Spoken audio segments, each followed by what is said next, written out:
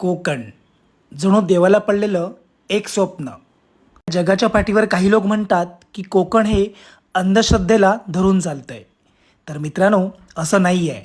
कोकण आमचं चालतंय हे विज्ञानाची कास धरून.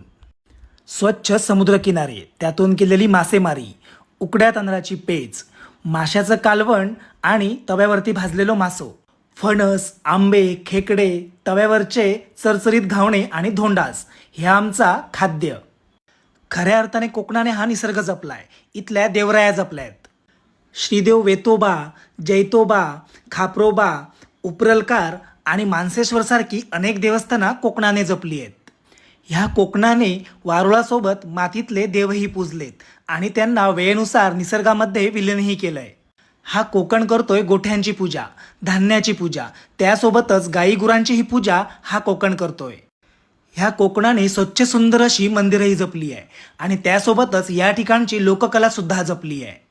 ह्या कोकणाने जपली आहे आपल्या घरातील सुंदर अशी आजी, तिने काढलेले घावणे आणि जपली आहेत सुंदर अशी नाती. स्वाभिमानाची आणि विज्ञानाची कास धरून चालणाऱ्या ह्या लोकांना डोंगर तोडून रस्ते नको आहेत, त्यांना हे मातीच्या पायवटा चालतील.